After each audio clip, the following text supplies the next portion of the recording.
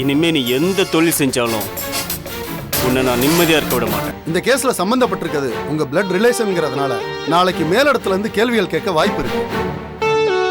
சண்முகம் இந்த கேஸ விசாரிக்க கூடாதுன்னு சொல்லி கோர்ட்ல உங்க பேர்ல ஒரு பெட்டிஷன் போடலாம். என் உயிருக்கு ஏதாவது ஆபத்து வந்தா அதுக்கு காரணம் என் கணவர் சுப்பிரமணி தான்னு சுய நினைவோட கைல்வழி எழுதியிருக்கா. நாம நினைச்ச மாதிரியே அந்த சுப்பிரமணி ஜெயிலுக்குள்ள கிடப்பான். அவன் பொண்டாட்டி இளவரசி பிச்சைக்காரி மாதிரி தெரு தெருவா அலைவா. நான் உங்க மேல வேணும்னா பழிய போடுறேன். உன் புருஷன் தனியா இங்க கம்பெனி வச்சு சீப்பான ரேட்ல ஸ்வீட்ஸ் தயார் பண்ணி என் ஸ்வீட் ஸ்டால் நேம்ல வித்திருக்கான். என்ன பாக்குற? ஒரு நாளைக்கு 2000 கிலோ ஸ்வீட்ஸ் வித்துதுன்னா அதுல 1000 கிலோ உன் புருஷனோட திருட்டு சரக்கு தான். என் மொத்த பிசினஸ் நீங்களே பாத்துக்கங்க. எனக்கு பணமே வேணாம்னு நான் தானே சொன்னேன் அன்னைக்கு. அப்ப நல்ல மாதிரி பேசிட்டு நான் வெளிநாட்டுக்கு போனதும் திருட்டு கணக்கு எழுதி உன் புருஷன் என் பணத்தெல்லாம் சுருட்டி இருக்கான். பணம் தான் வேணும்னு சொல்லியிருந்தா என் சொத்து மொத்தத்தையும் எடுத்துக்கடான்னு சொல்லியிருப்பனே. அதை விட்டுட்டு இப்படி நன்றி கெட்டத்தனமா நடந்திருக்கீங்க. ஆமா சார், ஆமா, நாங்கெல்லாம் நன்றி கெட்டவங்க தான். உங்க குழந்தை கடத்தப்பட்டதுன்னு தெரிஞ்சதும் என் குழந்தையோட உயிரை கூட நான் பெருசா நினைக்காம அதுல என் உயிரையும் பணிய வச்சு உங்க குழந்தைய காப்பாத்தினே. நாங்கெல்லாம் நன்றி கெட்டவங்க தான் சார். சும்மா நிறுத்துமா. எப்ப பார்த்தாலும் இதையே சொல்லிக்கிட்டு என் குழந்தைய கடத்தினது, நீ போய் காப்பாத்தி கூட்டிட்டு வந்தது, இதெல்லாம் நீயும் உன் புருஷனும் சேர்ந்து நடத்தின நாடகம்னு எனக்கு நல்லாவே தெரியும்.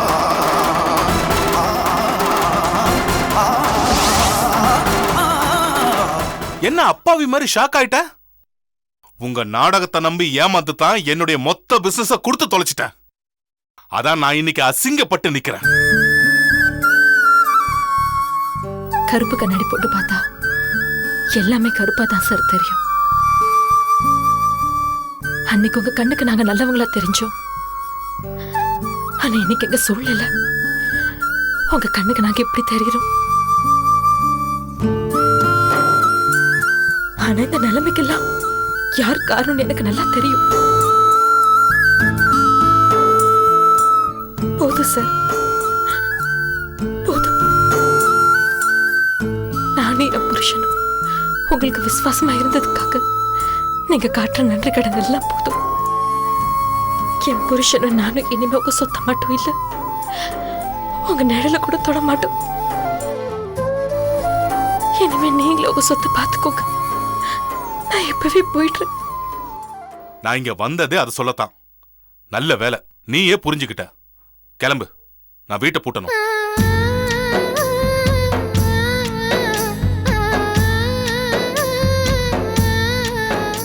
இங்க பாரு, உன் துணிமணியை தவிர ஒரு பொருள் இங்கிருந்து வெளியே போக கூடாது.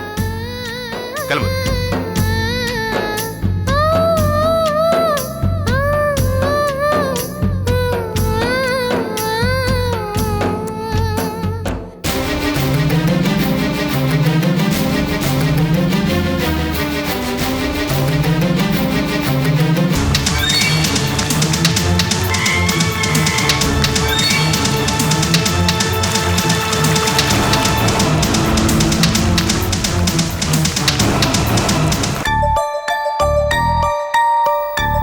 பூஜா, சாப்பிடவா? வேணா ஜூலி, எனக்கு பசிக்கல. ஏய், பசிக்கல ஏண்டி உடம்ப கெடுத்துக்கிற? முதல்ல சாப்பிடவா. ஷோ, உன் பாசத்துக்கு அளவே இல்ல. சரி வா. பூஜா, ஏய் பூஜா, வெளியில வாடி. பூஜா, பூஜா,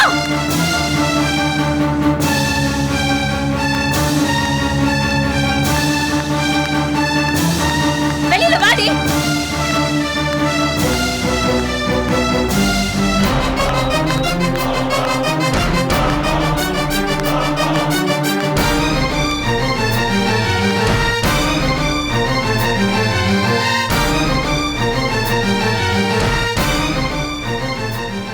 யார் இது? முன்னாள் கோடீஸ்வரி இளவரசியா? என்ன கொடுமை இது? மகாராணி மாதிரி இருந்தவ வீடு கம்பெனி எல்லாம் எழுந்துட்டு ரோட்டுக்கு வந்துட்டியாமே. பாய் மூடு.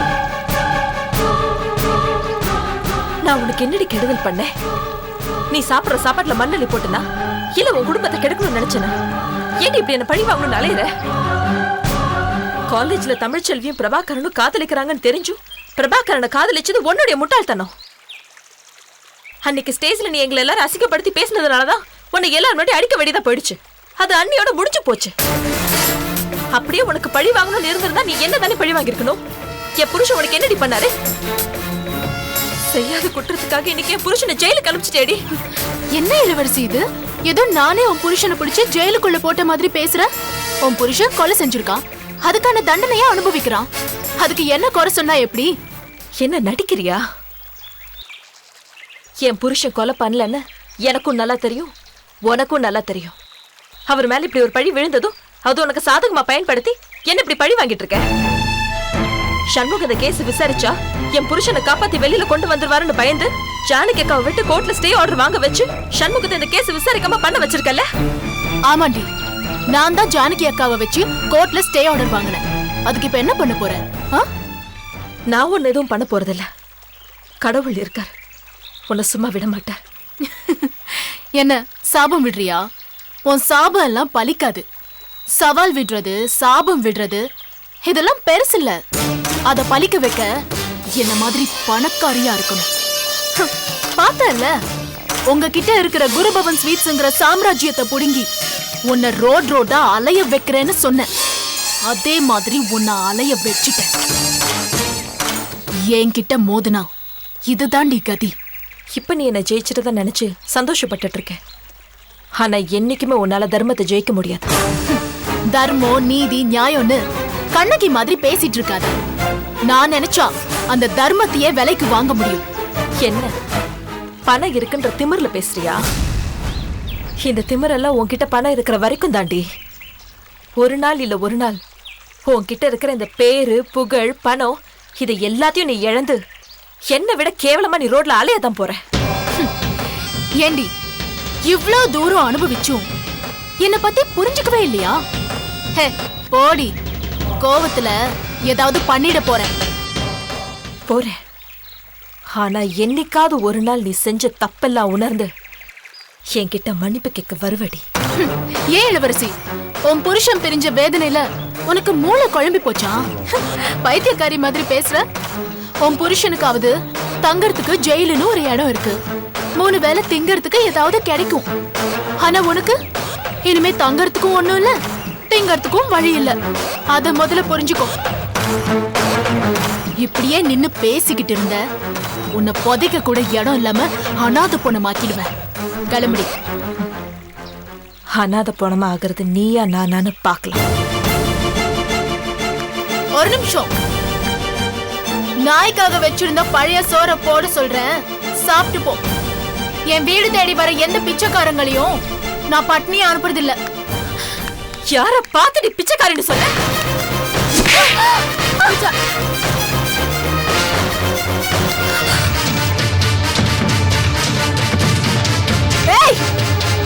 ஏன் வீட்டுக்கு வந்து ஏன் மேலேயே கை வைக்கிறியா? உன்ன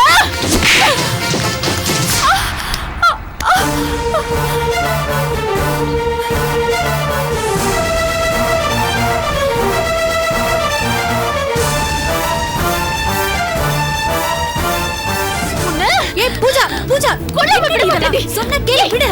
ஏய், அடி வாங்குறதுக்குனே வந்திருக்கியா? வெளிய போடி மரியாதையா. குமார், குமார் அம்மா, கண்ட தெருநாய்களை வீட்டுக்குள்ள விட்டுட்டு என்ன பண்ற?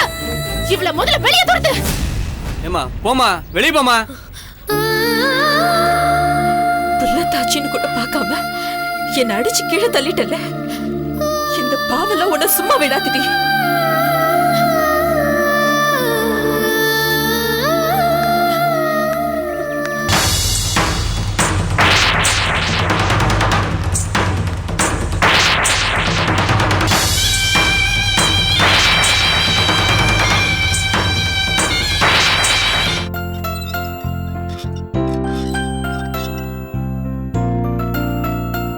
ஜெயந்தி, கேட்க மறந்துட்டேன். அதுக்கப்புறம் ஜானகிக்கு ஃபோன் பண்ணி பேசுனியா? இல்லம்மா, அன்னைக்கு மருமகனும் இளவரசியும் போய் ஜானகி அக்கா பாத்தாங்கன்னு சொன்னல, அன்னைக்கு சாயங்காலம் பேசினதோட சரி. அதுக்கப்புறம் இன்னும் பேசல. பாத்துடி, அவ பாட்டுல உன் புருஷங்கிட்ட உன்னை பத்தி ஏதாவது சொல்லி வச்சு தொலைய போறா. சச்ச, ஜானகி அக்கா அந்த மாதிரி எல்லாம் சொல்ல மாட்டாங்க. சொல்ல மாட்டா. இருந்தாலும் நாம கொஞ்சம் சுதாரிப்பா இருக்கிறது நல்லது இல்லையா? அதெல்லாம் நான் பாத்துக்கிறேன். நீ தேவையில்லாம மனசை போட்டு குழப்பிக்காத. ம்.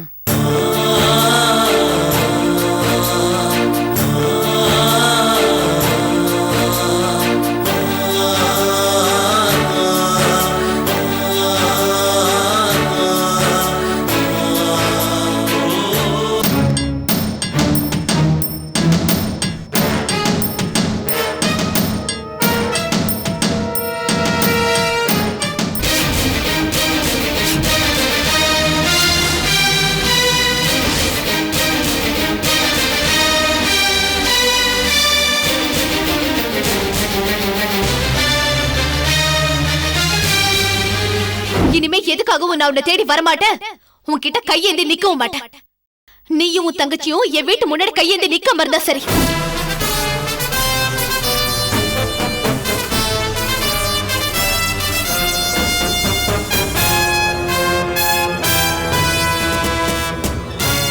எங்க வந்த? உனக்கெல்லாம் எவ்வளவு சொன்னாலும் ரோஷமே கிடையாதாடி. கொஞ்சம் கூட வெக்கமான சூடு சொன்ன இதெல்லாம் எதுவுமே இல்லாம இங்க வந்து நிக்கிற. ஜெயந்தி கொஞ்சம் அம்மா, நீ அமைதியா இரு. சும்மா இருமா. அமைதியா இருன்னு சொல்றேன்ல. என்னமாச்சு?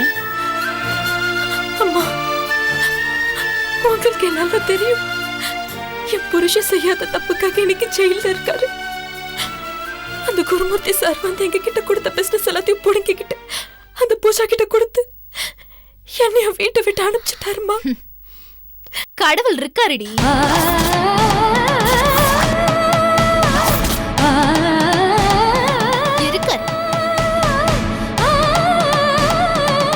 புதுசா வசதி வாய்ப்பு வந்ததும் நீயும் உன் புருஷனும் என்னான்னு ஆடினீங்க. அதான் அந்த ஆண்டவனுக்கே பொறுக்காம உன் புருஷனை ஜெயில களி திங்க வச்சிருக்கான். உன்னை இப்படி தெருத்தரவா அலைய விட்டுருக்கான். ஜெயந்தி அமைதியா இருன்னு சொல்றேன்ல. அதுக்கு நான் என்னமா பண்ண முடியும்?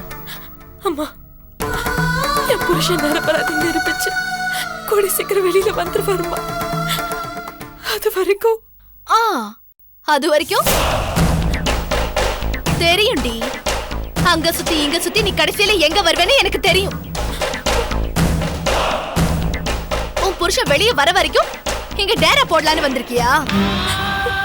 நான் மட்டும்னா பரவாயில்ல, எங்க ரோட்ல கூட படுத்து எடுத்துருவேன். என் வயித்துல ஒரு உயிர் இருக்கு. அதான் வாடி என் சக்களு.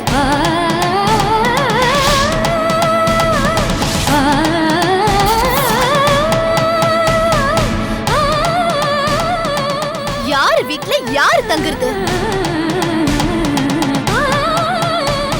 ஒழுக்கம் கேட்டவளே, உன் நேள் பட்டாலே பாவம் தானடி. நாங்க இப்படி வந்து ஒதுங்கி இருக்கோம். கொஞ்சம் கூட வெக்கமா இல்லாம தங்கிக்குவான்னு வந்து நிக்கிறியே. உன்னெல்லாம் பணம் காசு வந்த உடனே எங்க ஒட்டு வேணா உறவு வேணாம் தானடி. நீயும் புருஷன் எங்களை வீட்டை விட்டு துரத்து விட்டீங்க. இப்ப எந்த மூஞ்சி வச்சுட்டு வந்து நிக்கிற? ஜெயந்தி என்ன இருந்தாலும் அவளும் உங்க அப்பாவுக்கு பிறந்தவமா. அவ கஷ்டப்பட்டு இங்க வந்து நிக்கும் போது நாம தானே அடைக்கலம் கொடுக்கணும். அடைக்கலமா? இவளுக்கு அடைக்கலம் கொடுக்கறது ஒண்ணுதான். என் புருஷன் நானே இவளுக்கு தார வார்த்தை கொடுக்கறது ஒண்ணுதான். ஏண்டி இப்படி பேசுற? பாவம், அவ வயித்துல குழந்தைய சுமந்துட்டு வந்து நிக்கிறா. கொஞ்சம் கூட இரக்கமே இல்லாம பேசுற. இறக்கலாம பேசுறேன்னா ஏற்கனவே என் புருஷன் மேல இறக்கப்பட்டுதான் இவளுக்கு பிள்ளைய கொடுத்துருக்காரு.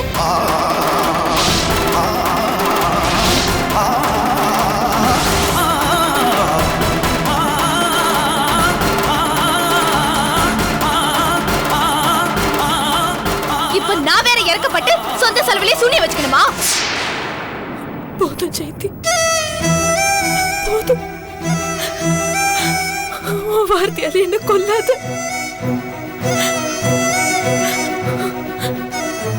நியாயமா பார்த்தா உன் வீட்டுக்கு என்ன வந்திருக்க கூடாது. ஏன் தப்புதான். என் வீதி எனக்கு வர வச்சிருச்சு. அதுக்காக நீ வாய்க்கு வந்தபடி பேசாத. யாரு நீ வாய்க்கு வந்த பதிலா பேசுறாங்க?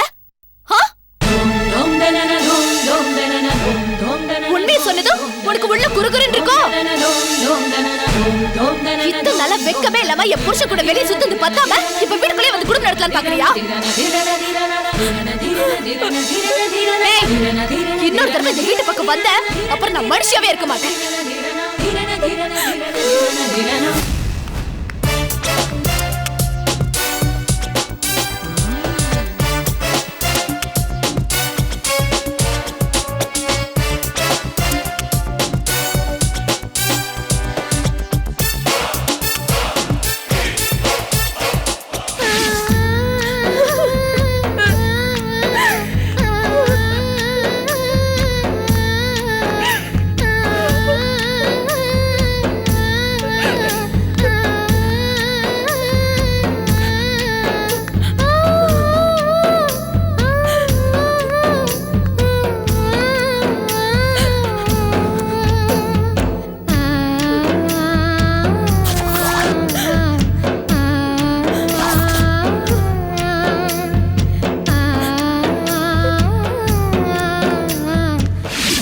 Order order order. கயல்விழி என்கிறவரின் கொலை வழக்கில் ஆஜர்படுத்தப்பட்டுள்ள அவர்களின் கணவர் சுப்பிரமணிதான் கயல்விழியை திட்டமிட்டு கொலை செய்திருக்கிறார் என்று போலீசாரின் முதல் தகவல் அறிக்கையில் தெளிவாக கூறப்பட்டுள்ளது.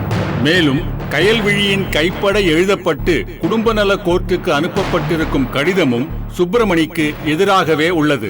மேற்கொண்டு இருதரப்பு வாதங்களிலிருந்தும் போலீஸ் தரப்பில் ஆஜர்படுத்தப்பட்ட சாட்சிகளின் சாட்சியங்களிலிருந்தும் குற்றம் சாட்டப்பட்டிருக்கும் சுப்பிரமணிதான் தனது இரண்டாவது மனைவி கயல்விழியை திட்டமிட்டு கொலை செய்திருக்கிறார் என்பது தெளிவாகிறது. எனவே இபிகோ 302 பிரிவின்படி அவருக்கு 7 ஆண்டுகள் கடுங்காவல் சிறை தண்டனை விதித்து இந்த நீதிமன்றம் தீர்ப்பு அளிக்கிறது.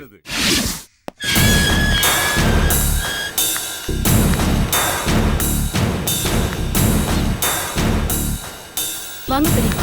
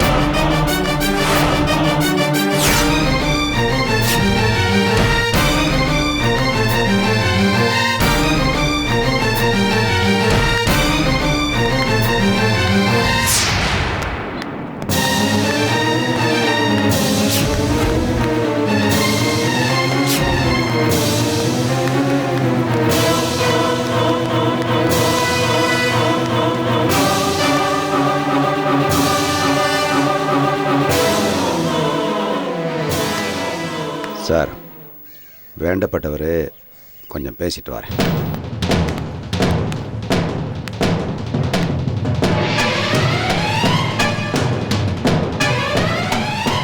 அப்புறம் என்ன சுப்பிரமணி சார், எப்படி இருக்கீங்க?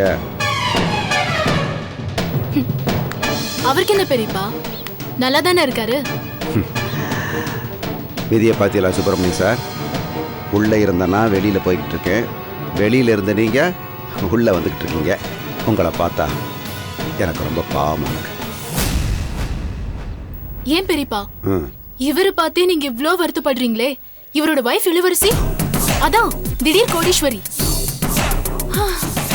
அவங்க இனிமே பிச்சைக்காரியா ரோட்ல அலைய போறாங்க. அவங்கள பார்த்தா நீங்க எவ்வளவு வருத்தப்படுவீங்க? நாங்க கஷ்டப்படுவோமே தவிர அழிஞ்சு போக மாட்டோம்.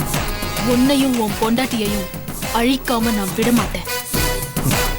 எங்களை அழிக்கிற சக்தி அந்த கடவுளை தவிர வேற யாருக்கும் இல்லை. எங்களை அழிக்கணும்னு நினைச்சேனா நீதான் அழிஞ்சிடுவ. சுப்பிரமணி, எங்களை பகைச்சுக்கிட்டதுக்கே உனக்கு இந்த நிலைமைனா எங்க கூட மோதணும்னு நினைச்ச நீ எரிஞ்சு சாம்பல் ஆயிடுவ. இதுக்குதான் நான் அன்னைக்கே சொன்னேன், குடுக்கிற காசை வாங்கிக்கிட்டு பிசினஸ எனக்கு கொடுத்துடுன்னு. நீ என்னமோ பெரிய இவ மாதிரி சவால் விட்ட. இப்ப பாத்தியா, உன் பேரு உன் புகழ் எல்லாத்தையும் நாசமாக்கி உன் பிசினஸ் சாம்ராஜ்யத்தையே அழிச்சு உன்னை ஒரு கைதியா உள்ள வர வச்சுட்டேன் பாத்தியா?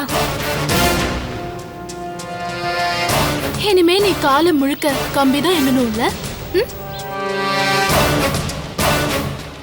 கூடிய சீக்கிரம் உன் கழுத்துல தூக்கு கயிறு ஏறும். வாங்க பெரியப்பா.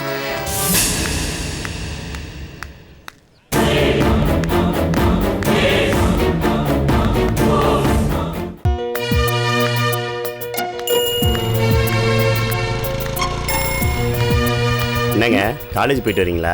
இல்லங்க, சினிமாக்கு போயிட்டு வரேன். என்ன ஓட்டுறீங்களா? ஐயோ, எனக்கு வண்டில ஓட்ட தெரியாது.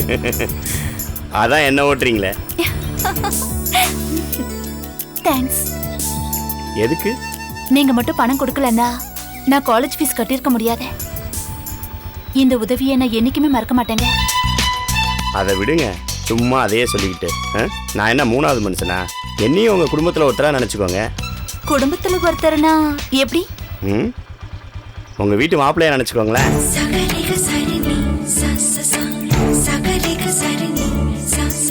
என்னங்க அமைதியாயிட்டீங்க?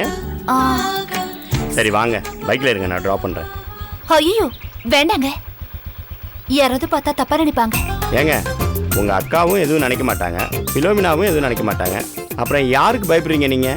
பயப்படலாங்க, இருந்தாலும் எனக்கு ஒரு மாதிரியா இருக்க. நான் நடந்து போய்க்கிறேன். ஏங்க இப்படி அடம் பிடிக்கிறீங்க? ஏறுங்க. வேண்டாங்க ப்ளீஸ். என்ன தப்பா நினைச்சிட்டீங்களோ? சேச்சே, அப்படிலாம் ஒண்ணும் இல்லைங்க. இது வரைக்கும் நான் யார் கூடயும் வண்டியில போனதில்லை, அதான் கொஞ்சம் கூச்சமா இருக்கு. Okay bye. சாரி சூர்யா, உங்க பைக்ல மட்டும் இல்ல, லைஃப்லயும் உங்க கூடவே வரணும்னு நினைக்கிறேன்.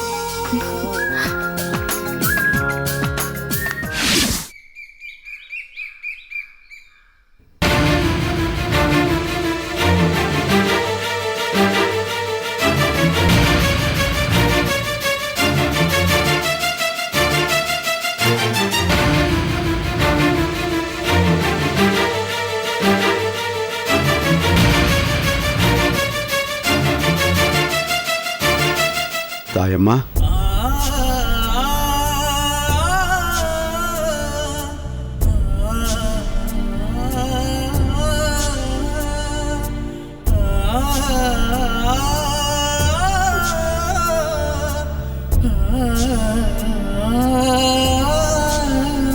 தாயம்மா, தாய், அப்பா வந்திருக்கண்டா. தாய், அவ பேச மாட்டான் மாமா, அவ பேச மாட்டா. முன்னாடியாவது என் குழந்தைன்னு எதையாவது பேசிட்டு இருப்பா. இப்போ எதுவுமே இல்லை. எப்போவாது திடீர்னு வைலண்ட் ஆயிடுறா. அப்போ மட்டும் இளவரசி நான் அவனை சும்மா விட மாட்டேன், இளவரசி நான் அவனை சும்மா விட மாட்டேன்ட்டு கத்திக்கிட்டே இருப்பா. அப்புறம் கொஞ்ச நேரம் கழிச்சு அவளாவே சைலண்ட் ஆயிடுவா.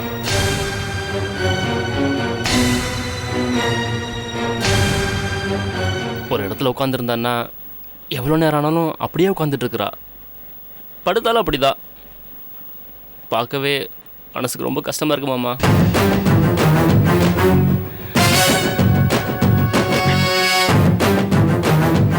என் தாயம்மாவை இந்த நிலைமைக்கு ஆளாக்கினது இளவரசியும் அவ தங்கச்சி லீலாவையும் கொளுத்தி போட்டுட்டு குழந்தை தூக்கிட்டு வந்துடுறேன். நில்லுங்க மாமா, எங்க போறீங்க? என்ன மாப்பிள்ள கேள்வி இது? என் தாயம்மாவை குணமாக்க போறேன். என் தாயம்மா குணமாக்க போறேன், என் தாயம்மா குணமாக்க போறேன். இதுவரைக்கும் செஞ்ச பாவலாம் பத்தாதா? என்ன மன்னிச்சிருங்க மாமா. நான் தாயம்மா கல்யாணம் பண்ணி கூப்பிட்டு வந்த நாள்லேருந்து இன்னைக்கு வரைக்கும் உங்களை எதிர்த்து ஒரு வார்த்தை கூட பேசியிருக்க மாட்டேன். ஆனா இப்போ நான் பேசணும் மாமா, நிறைய பேசணும்.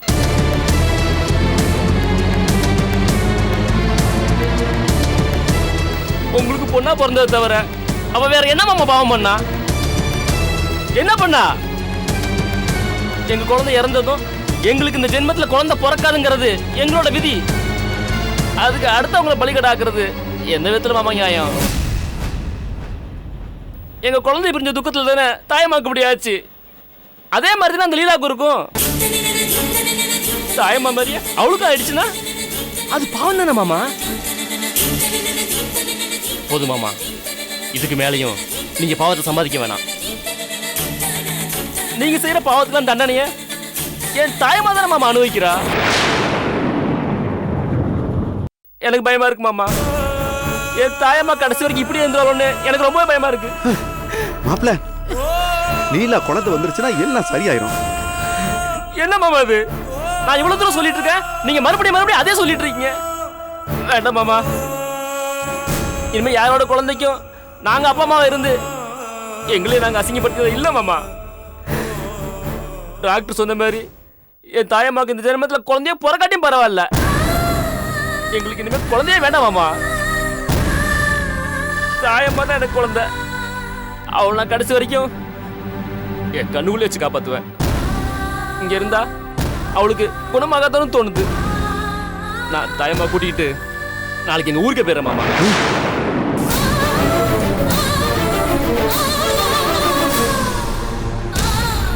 மாப்பிள்ள, என் தாயம்மா புரிஞ்சு நான் தயவு செஞ்சு வேணான்னு சொல்லி தடுத்துறாங்க மாமா. இதுக்கு மேலே இந்த ஊர்ல இருந்தா திரும்ப திரும்ப அவளுக்கு அந்த பழைய ஞாபகங்களே வருமாமா. எங்க ஊருக்கு கூட்டு போயிட்டா அந்த புது சூழ்நிலை அவளை மாத்துங்க நம்பிக்கை எனக்கு இருக்கு மாமா. இது வரைக்கும் நான் உங்கள்கிட்ட எதுவுமே கேட்டதில்லை. நான் கேட்காமலே எனக்கு என்ன தேவையோ எல்லாமே நீங்க செஞ்சு கொடுத்துருக்கீங்க. முறையா உங்ககிட்ட ஒரு கேட்கிறேன் மாமா. என் தாயம்மாவா எனக்கே கொடுத்துருங்க மாமா.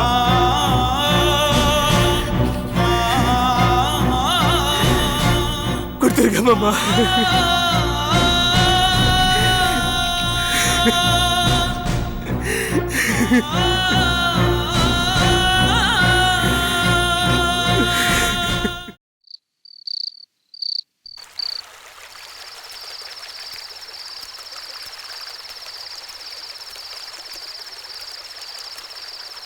பிஸியா இருக்கியாடா? அப்படிலாம் ஒண்ணும் இல்லப்பா, சொல்லுங்க. ஒண்ணு இல்லடா, நம்ம கருணாகரன் அங்கிளோட மக லாவண்யாவுக்கு வர 15ஆம் தேதி மேரேஜா. அப்புறம் கோயம்புத்தூர்ல இருக்கான என் ஃப்ரெண்டு ரவிச்சந்திரன், அவன் பொண்ணுக்கும் அடுத்த மாசம் வளைகாப்பு வச்சிருக்கான். அப்புறமா டாட், எதுக்கு இப்படி சுத்தி வளைக்கிறீங்க? இப்போ என்ன உங்களுக்கு? எனக்கு ஒரு கல்யாணம் பண்ணி வைக்கணும், அவ்வளவுதானே? மாப்பிள்ளைய பாருங்க.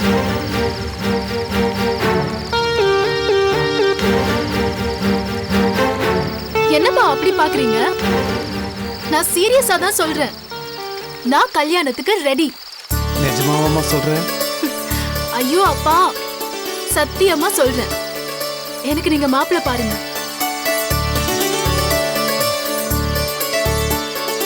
இந்த ஒரு வார்த்தைக்கு தாண்டா நான் இத்தனை நாள் காத்துக்கிட்டு இருந்தேன். இந்த சிட்டியில இதுக்கு முன்னாடியும் சரி இதுக்கு அப்புறமும் சரி இந்த மாதிரி ஒரு கல்யாணம் நடந்திருக்கவே முடியாது. அவ்வளவு பிரம்மாண்டமா உன் கல்யாணத்தை நான் நடத்தி காட்டுறேன். இப்பவே போய் மாப்பிள்ளைய பார்க்க ஆரம்பிச்சிடுறேன்.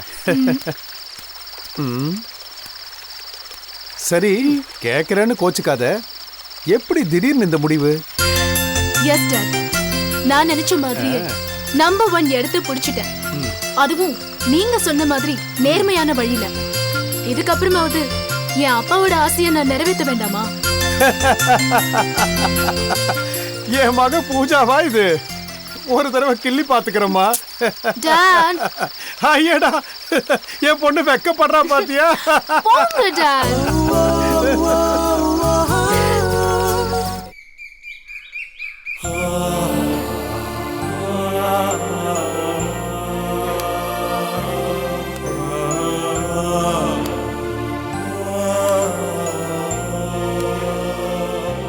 என்ன ஃபிலோ, அதான் கவிதாவுக்கு காலேஜ் ஃபீஸ் கட்டியாச்சுல, இன்னும் ஏன் இப்படி உட்கார்ந்துட்டு இருக்க? இல்ல கிலா, எப்படியோ இன்னைக்கு பிரச்சனையை சமாளிச்சிட்டோம். நாளையில இருந்து என்ன பண்ண போறோம் தான் தெரியல. இப்பதான் கடை வச்சு லைஃப் ரொம்ப நல்லா போயிட்டு இருக்கேன்னு நினைச்சேன். அதுக்குள்ள விதை இப்படி விளையாடிருச்சு.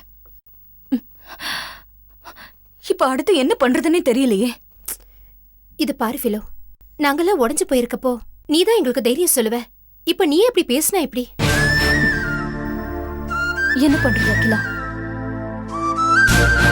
வாழ்க்கையில சில நேரம் எல்லாருமே உடைஞ்சு போற சூழ்நிலை தானே உருவாகுது. என்னங்க? சூர்யா வந்திருக்காரு. ஏதாவது வேலையா இருந்தீங்களா? டிஸ்டர்ப் பண்ணிட்டேனா? சச்சா, அதெல்லாம் ஒண்ணும் இல்ல. நீங்க உட்காருங்க. பரவாயில்ல, இருக்கட்டுங்க. நீங்கள் ஹோட்டல் வைக்கிறதுக்காக லோன் கேட்டிருந்தீங்கல்ல, அது விஷயமா மேனேஜர்கிட்ட பேசுகிறேன்னு சொன்னேன்ல, பேசிட்டேங்க. கூடிய சீக்கிரமே கிடைச்சிரும்னு சொல்லியிருக்காருங்க. எங்க நிலைமை என்னன்னு உங்களுக்கு தெரியும். கொஞ்சம் சீக்கிரமா கிடைக்க ஏற்பாடு பண்ணுங்களேன். கண்டிப்பாங்க. அமௌண்ட் கொஞ்சம் பெருசாக இருக்கிறனால தான் லேட் ஆகுதுங்க. இல்லைன்னா எப்போவோ கிடைச்சிருக்கும். இதுவே 2 லட்ச ரூபாய்க்கு உள்ளன்னா நான் எப்போவோ வாங்கி கொடுத்துருப்பேன். ஆனால் அந்த பணத்தை வச்சுட்டு நீங்கள் எப்படி ஹோட்டல் ஆரம்பிக்க முடியும்? நான் வேணா ஒரு ஐடியா சொல்லட்டுமா? ஒன்றும் இல்லைங்க. ஹோட்டல் வைக்கணும்னா முதல்ல லோன் கிடைக்கணும். அதுக்கப்புறம் வெளியில் இடம் பார்க்கணும். இதெல்லாம் முடிஞ்சு கஸ்டமர்ஸை ஸ்டாண்ட் பண்ணுறதுக்குள்ளே போதும்னு ஆயிடுங்க. அதுக்கு பதிலாக கேட்ரிங் சர்வீஸ் மாதிரி வீட்லேயே சமைச்சு பார்ட்டி ஃபங்க்ஷன் அதுக்கெல்லாம் சப்ளை பண்ணலாமே.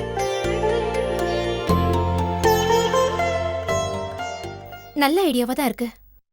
கேட்ரிங் சர்வீஸ்னா இன்வெஸ்ட்மெண்ட் ரொம்ப கம்மியாக இருக்கும். நாளைக்கே எங்கள் பேங்க்கில் சொல்லி லோன் ஏற்பாடு பண்ணி கொடுத்துருவேன்.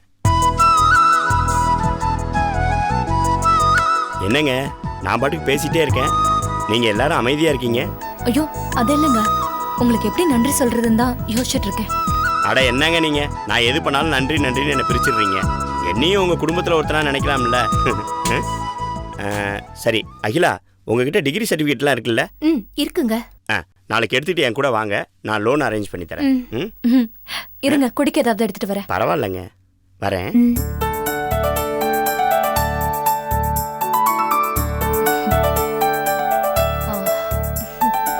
அகிலா, சர்டிஃபிகேட் ஜெராக்ஸ் எல்லாம் இருக்கா இல்ல எடுக்கணுமா? இருக்குன்னு நினைக்கிறேன். வா போய் பார்க்கலாம்.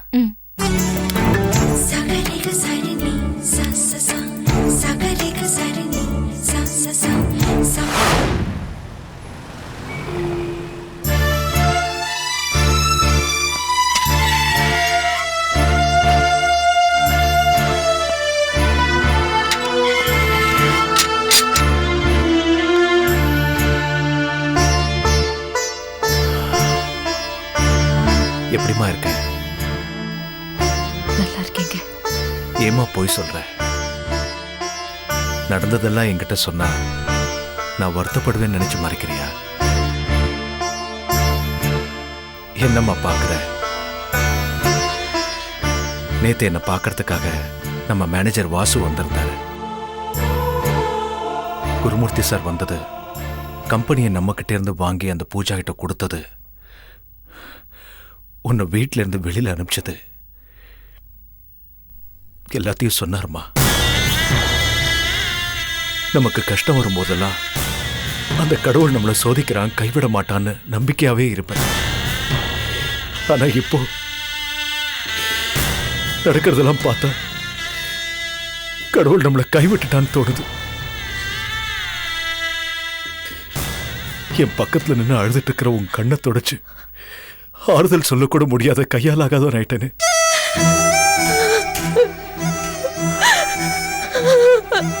அழாத. நீ போய் கொஞ்ச நாள் நம்ம லீலா வீட்டுல இரு. எனக்கு என்ன நடக்குதோ நடந்து முடியட்டும். அதுக்கப்புறம் என்ன பண்ணலாம்னு யோசிக்கலாம். அவங்க எங்க இருக்காங்கன்னே தெரியல. போனும் நாட் ரீச்சபிள்ல வருது. அவங்களை எங்க போய் தேடுறதுன்னே தெரியலங்க. லீலா எங்க இருக்கான்னு தெரியலையா? அப்ப நீ எங்க தங்குவோமா? தெரியலங்க. என்ன பண்றதுன்னு ஒண்ணும் தெரியல. சரிம்மா, அப்போ ஒரு வேலை செய். ஆபத்துக்கு பாவம் இல்லை. நீ கொஞ்ச நாள் போய் நம்ம சண்முகம் வீட்டுல தங்கிக்கோய.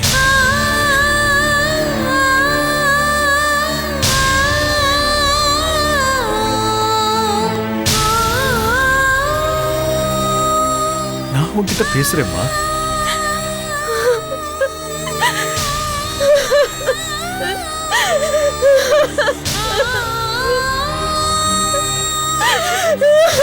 என்னம்மா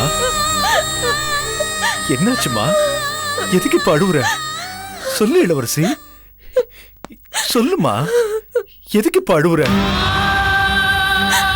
நேத்து நான் சண்முக வீட்டுக்கு போனேங்க. என்னம்மா சொல்ற? நம்ம சண்முக வீட்டுக்கு போனியா?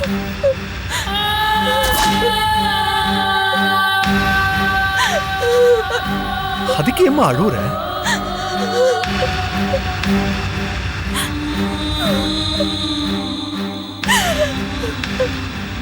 ஜெயந்தி ஜெயந்தி ஜெயந்தி என்ன சொன்னம்மா? ஒழுக்கம் கேட்டவளே, உன் நேள் பட்டாலே பாவம் தானடி நாங்க இப்படி வந்து ஒதுங்கி இருக்கோம். கொஞ்சம் கூட வெக்கமா இல்லாம தங்கிக்கு வந்து நிக்கிறியே. ஏற்கனவே என் புருஷன் மேல இறக்கப்பட்டுதான் இவளுக்கு புள்ளிய கொடுத்துக்காரு. இத்தனை நாளா வெக்கமே இல்லாம என் புருஷன் கூட வெளியே சுத்தது பத்தாம இப்ப வீட்டுக்குள்ளே வந்து குடும்பம் நடத்தலான்னு பாக்குறியா?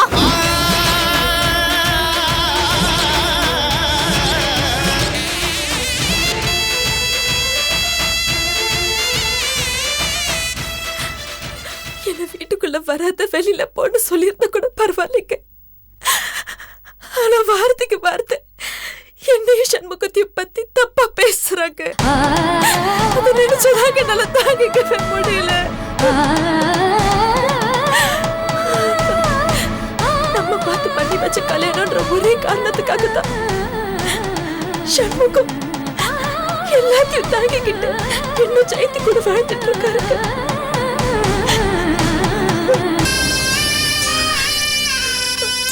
சரிம்மா, நடந்த விஷயம் எதுவும் சண்முகத்துக்கு தெரிய வேண்டாம். தெரிஞ்சா ரொம்ப வருத்தப்படுவோம்.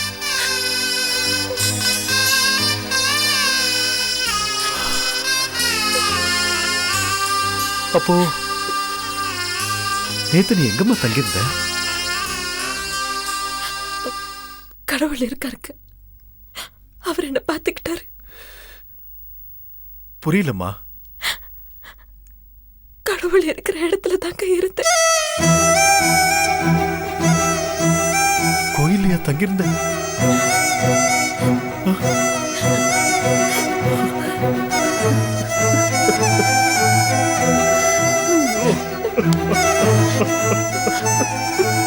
பாருங்க, எனக்கு எனக்கு எனக்கு எனக்கு ஒண்ணு இல்லைங்க.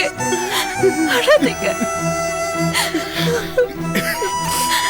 இதுக்குதான் நான் எதுவும் சொல்லாம இருந்தேன். எனக்கு ஒண்ணு இல்லைங்க. எனக்கு எந்த கஷ்டமும் இல்லை.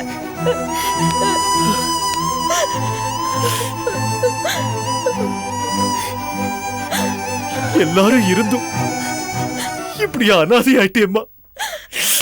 ஐயோ,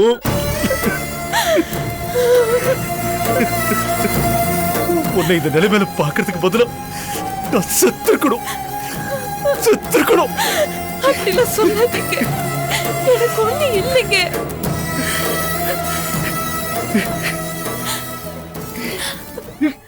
இன்னும் கொஞ்ச நாள் தாங்க நான் இப்படியே ஏதாவது கோயில் இருந்துக்கிட்டு அங்க கொடுக்கிற பிரசாதத்தை சாப்பிட்டு சமாளிச்சுக்கிறேன்.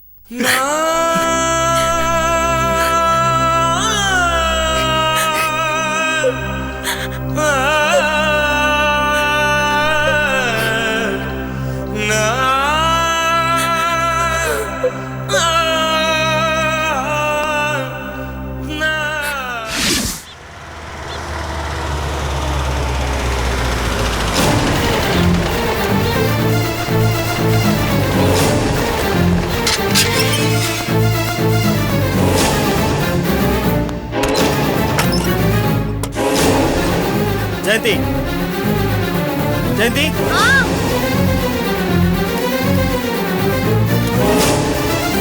வாங்க. காபி குடிக்கிறீங்களா? ஒரு இழவும் வேணாம், வாங்க. என்னங்க வந்தது வரதுமா எழவு அது இதுன்னு பேசிட்டு இருக்கீங்க? எங்க அண்ணி இங்க வந்தாங்களா? அங்க என்ன பார்வை? இளவரசி அண்ணி இங்க வந்தாங்களா வரலையா? சொல்லு, வந்தாங்களா வரலையா? ஆமா வந்தா. அது கேட்டே போ.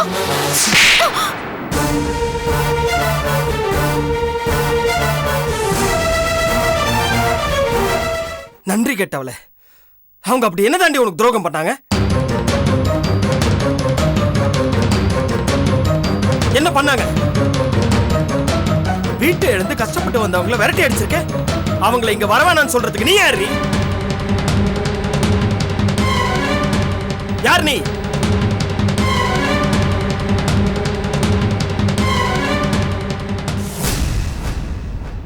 எங்க அண்ணிய பார்த்து பிச்சைக்காரின்னு சொல்லிருக்க. யாரு பிச்சைக்காரி? 100 தடவை சொல்லிருப்பேன். இன்னைக்கு நீயும் உங்க அம்மா உயிரோட இருக்கிறது காரணமே எங்க அண்ணன் தாண்டி. அதை மறந்துட்டு பேசுறியா? உங்க உடம்புல ஓட்டிக்கிட்டு இருக்க உயிர் எங்க அண்ணன் போட்ட பிச்சடி. உன் கழுத்துல இருக்க தாலி எங்க அண்ணி போட்ட பிச்சடி.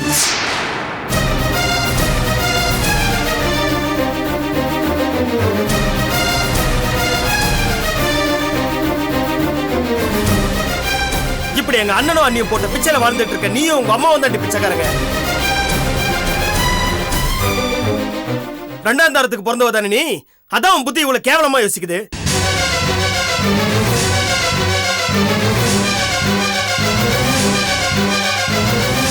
மாப்ள என்ன வயசுல பெரியவங்களாச்சுன்னு பாக்குறேன். இல்லைன்னா நீங்க பண்ண காரியத்துக்கு ஏதாவது தப்பா பேசிட போறேன். அவதான் அறிவு கெட்டத்தனமா பண்றானா? உங்களுக்கு எங்க போச்சு? அவங்களே திட்டுறீங்க. நான் தான் அவளை இந்த வீட்டுக்குள்ள வரவேன்னு சொல்றேன். ஒரு வார்த்தை பேசுன அடிச்சு மூஞ்சி கிஞ்சல உடைச்சிடும். ஏண்டி அவங்கள நீ கூட பிறந்த பொறப்பா பார்க்க வேணாம். ஒரு மனுஷியா ஒரு பொண்ணா கூட உன் கண்ணுக்கு தெரியல. பாவம் கர்ப்பமா இருக்கு இந்த நேரத்துல. அவங்கள போய் கஷ்டப்படுத்தி வீட்டை விட்டு வெளியே துரத்திருக்கிய. நீ எல்லாம் மனுஷியா இல்ல மிருகமாடி?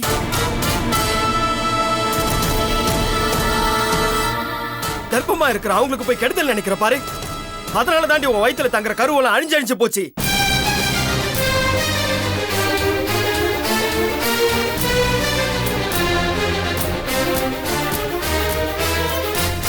இப்ப சொல்றேன், இப்ப சொல்றேன், நீ எல்லாம் சாவர வரைக்கும் மலடி அந்த தாண்டி சாவ.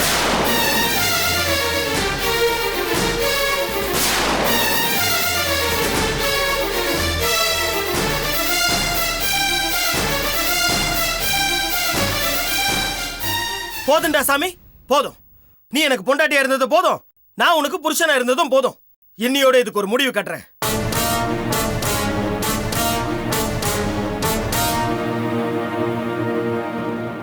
என்னடி பாக்குற? நியாயமா பார்த்தா நீ செஞ்ச கொடுமைக்கு உன்னை அடிச்சு வீட்டை விட்டு துரத்தி இருக்கணும். ஏற்கனவே நான் சொல்லியிருக்கேன், இது என் அண்ணனும் அண்ணியும் கொடுத்திருக்க வாழ்க்கை. உன்னை அடிச்சு நான் வீட்டை விட்டு துரத்துனேன்னா அது அவங்கள அசிங்கப்படுத்துற மாதிரி. அந்த ஒரே ஒரு காரணத்துக்காக தாண்டி இன்னும் உன்னை கூட வச்சுக்கிட்டு மாரடிச்சிட்டு இருக்கேன்.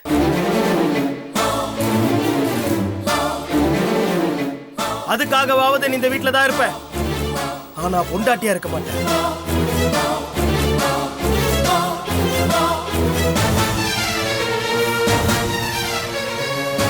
தாலி கட்டின பாவத்துக்காக உனக்கும், உன்னை பெத்த பாவத்துக்காக உங்க அம்மாக்கும் 3 வேளை சோற போட்டு நான் இங்கேயே தங்க வச்சுக்கிறேன். இதுக்கு மேல வேற எதையும் என்கிட்ட இருந்து எதிர்பார்த்துறாத. இனிமே இந்த ஊர் உலகத்துக்கு மட்டும்தாண்டி நீ நானும் புருஷன் பொண்டாட்டி. இந்த வீட்டுக்குள்ள நீ யாரோ நான் யாரோ.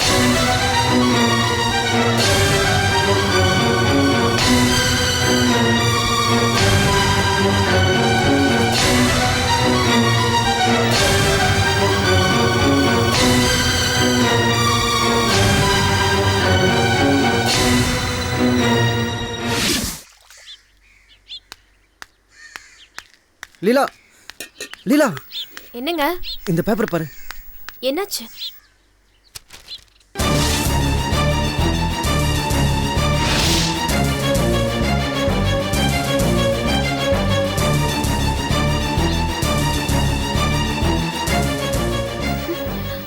என்னங்க இது? தெரியல லீலா, எனக்கும் ஒன்றும் புரியல. கையில் இருந்திருக்கா, அவளை சுப்பிரமணியம் தான் கொண்டாடுறேன்னு சொல்லி யாரோ தூக்கி உள்ள போட்டிருக்காங்க. ஐயோ கடவுளே, என்னங்க இது கொடுமையா இருக்கு. இல்லை லீலா, சுப்பிரமணியம் கண்டிப்பாக இந்த கொலை பண்ணியிருக்க மாட்டார். வேற யாரோ பண்ணிட்டு பழிய தூக்கி இவர் மேலே போட்டிருக்காங்க. ஒருவேளை நாம 2 பேரும் அங்க இருந்திருந்தா இப்படி எல்லாம் நடக்காம இருந்திருக்கோம். பாவங்க சுப்பிரமணி மாமா. அவரை விட லீலா, இளவரசியோட நிலைமையை யோசிச்சு பார்த்தியா? பாவம், ப்ரெக்னெண்ட்டாக வேற இருக்காங்க. இந்த நேரத்தில் அவங்களுக்கு இது எவ்வளோ பெரிய கஷ்டம். எங்க குடும்பத்தோட தலையெழுத்துங்க. லீலா, இப்போ அழுதுட்டு இருக்கிறதுக்கு நேரம் இல்லை. பாவம் இளவரசி அங்கே தனியால கஷ்டப்பட்டுட்டு இருப்பாங்க. இப்போ அவங்களுக்கு நம்மளை விட்டு வேறு யாரும் இல்லை. வா முதல்ல போய் அவங்கள பார்ப்போம். ஆமாங்க, இந்த நேரத்துல ஜெயந்தி சண்முக மாமாவை ஹெல்ப் பண்ண விட மாட்டா. நாம தான் ஏதாவது பண்ணணும். சரி, வீட்டை கூட்டிட்டு வா. ஸ்ரீ துர்கா அஷ்டோத்திர சதநாமாபலி சபாப்தம் கற்பூர நிராஞ்சனம் சமர்ப்பயாமி.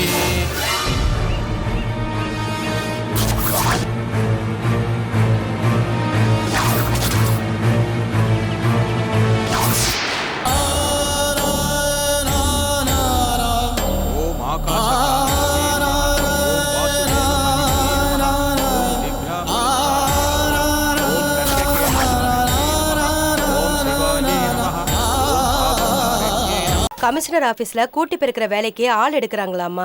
கிராமத்துல இருக்கிற இவங்க இடத்த வித்து 50,000 ரூபாய் கொண்டு வந்திருக்கா. அதை யாரு கொடுக்கணுமோ கொடுத்துட்டு இவளுக்கு எப்படியாவது அந்த வேலையை வாங்கி கொடுத்துரு ஜெயந்தி. நான் இன்னைக்கு இப்படி கொலைகாரனா ஜெயில இருக்கிறதுக்கு காரணம் அந்த பூஜாவா தான் இருக்கும்னு தோணுது.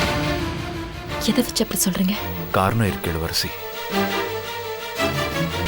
அந்த செல்வப்பாண்டி யார் தெரியுமா? யாரு? பூஜாவோட சொந்த பெரியப்பா. Catch us on TV, Thandivan app, thandivan.com and YouTube.